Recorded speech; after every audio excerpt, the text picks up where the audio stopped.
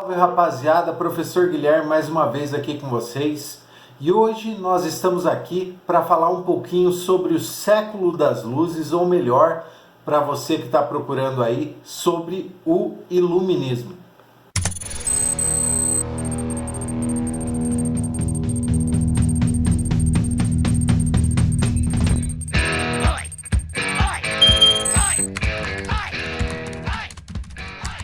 Pessoal, ao contrário do que muitos canais aí pela internet que eu andei olhando, ou melhor, pelo mundo do YouTube, fala que a ideia do iluminismo e o contexto geral é um assunto bem pequenininho, bem ralo e na verdade é algo muito complexo, principalmente quando a gente pegar para estudar cada pensador dessa época. A matéria é muito extensa, muito pensamento, muita mudança social e é um erro menosprezar a importância do iluminismo, falando que é um conteúdo curto, simples e prático.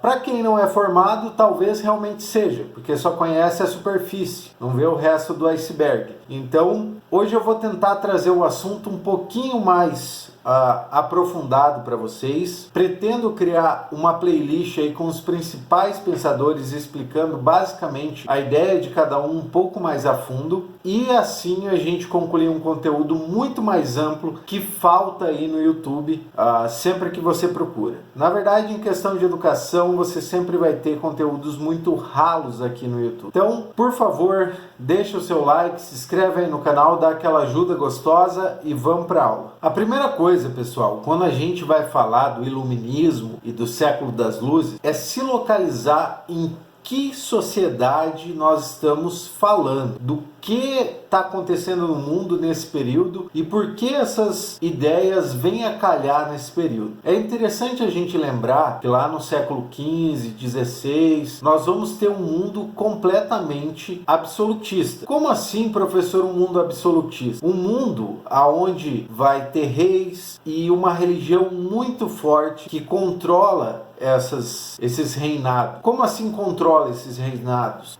Num contexto, quando nós falamos de um mundo ou um reino absolutista, basicamente se tem a ideia de que o rei que controla um determinado estado, ele está ali por intervenção divina, que ele é um escolhido de Deus. Outra característica muito importante nessa sociedade absolutista, e a gente não pode esquecer disso, é uma estagnação social.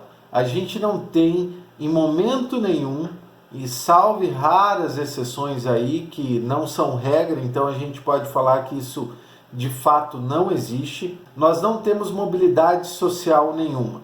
Ou seja, se você nascer nobre, você vai ser nobre. Se você nascer rei, você vai ser rei. Se você nascer camponês ou escravo, você vai ser camponês e escravo para o resto da vida.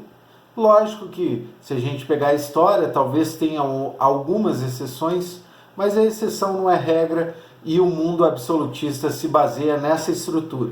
Uma estrutura com crenças divinas sólidas que ditam regras da sociedade e uma sociedade completamente estagnada, sem mobilidade social dentro dela. A partir ali do século XVIII, vai começar a ganhar força essas ideias iluministas. E é interessante a gente saber que esses pensamentos que tentavam mudar a sociedade não surgem no século XVIII.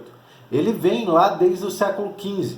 Então são ideias que vão ganhar força no século XVIII, mas não necessariamente são criadas no século XVIII. E essas ideias têm a ideia de trazer luz, trazer a razão em um mundo onde estava localizado as trevas, a escuridão. E dentro desse contexto, a gente pode falar que esse período aí pode ser denominado como o século das luzes, aonde vai se enxergar a luz, a razão. E os pensadores que se destacam nesse período com esses pensamentos, seja ele esse pensamento desenvolvido ou não nesse período, são pensadores que carregam o nome iluminista, ou seja, são pensadores do iluminismo. Então, a gente tem que conseguir também separar essas coisas, porque as pessoas falam que o iluminismo, mas não fazem nem ideia que na verdade os iluministas são os pensadores e o século e todo o contexto envolvido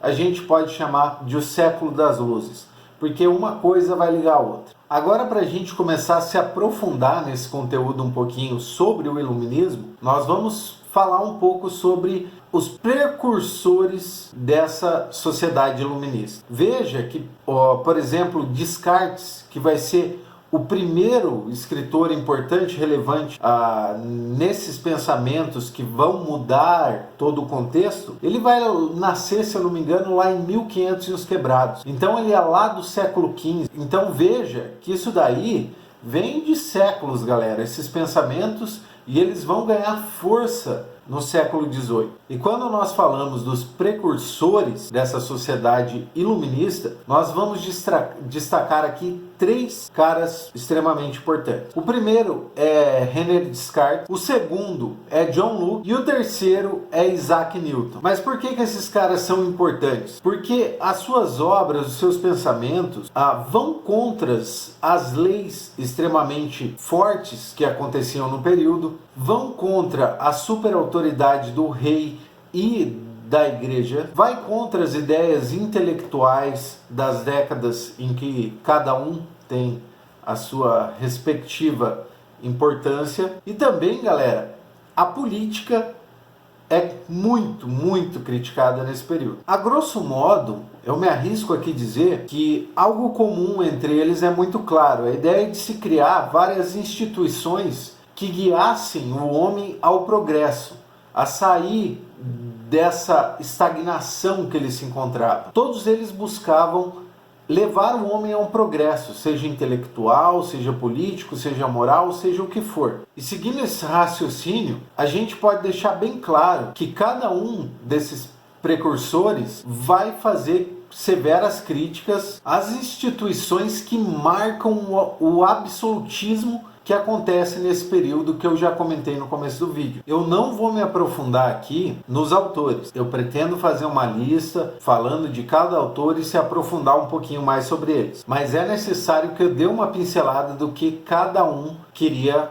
passar para frente. René Descartes, ele era matemático e filósofo. Ele era francês e ele destacava no seu pensamento a ideia de se desenvolver um pensamento lógico e racional na ideia do conhecimento. Mas por que ele falava isso? Porque tudo basicamente nesse período era tentado ser explicado através da fé.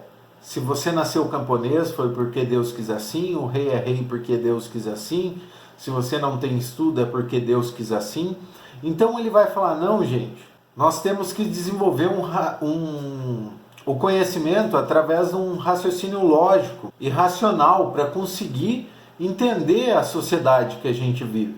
Mas por que ele é importante? Porque em um mundo que era marcado extremamente pela fé das pessoas e pela crença delas, ele é o primeiro a destacar o valor da razão, falar da importância da razão perante os acontecimentos que rondam o ser humano. Então ele tem um valor enorme no primeiro passo que é dado nesse tipo de pensamento que tenta mudar esse mundo absolutista.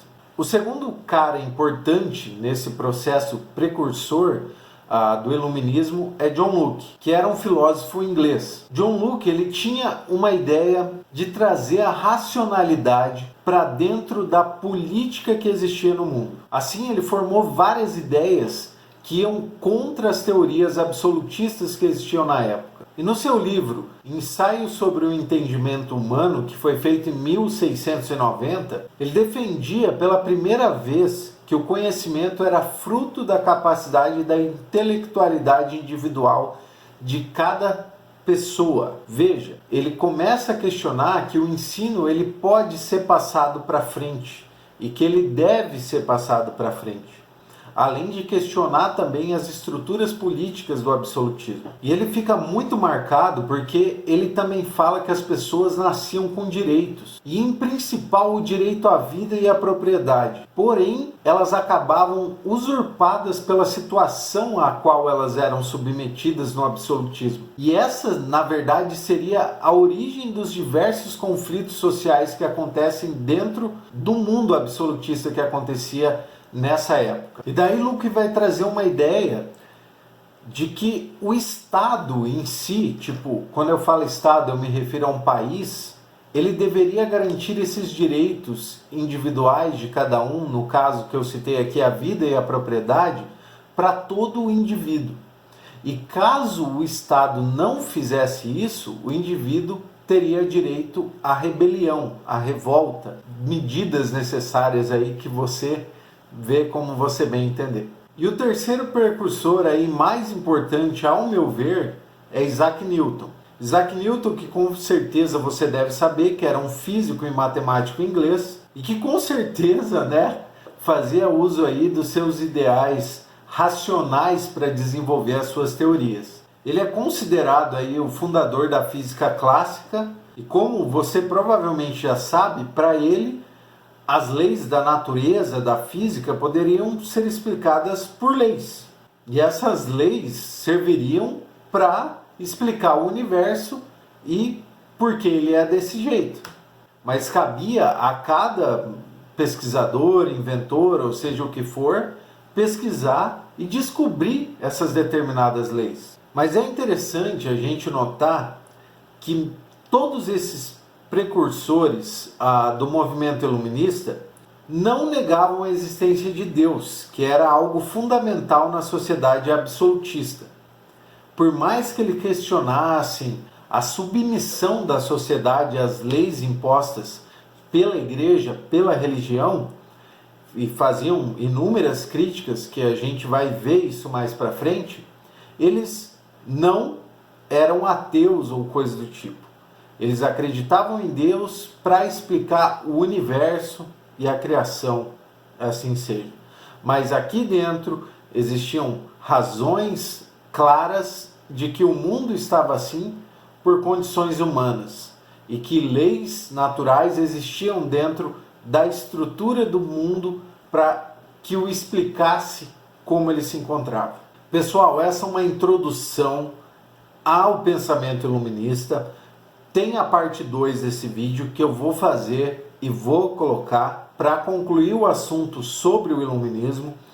Por quê? Porque eu não quero passar esse conteúdo de qualquer jeito. E o vídeo já está grande aí, só falando dos precursores do iluminismo e o que é o iluminismo e em que sociedade ele está inserido. Então, se você gostou, acompanhe a segunda aula aí. Eu espero estar ajudando vocês. Qualquer coisa, deixa sua dúvida aí embaixo que assim que der eu vou estar respondendo, vou estar te ajudando, beleza? Então, até o próximo vídeo. Um grande abraço, falou e tchau!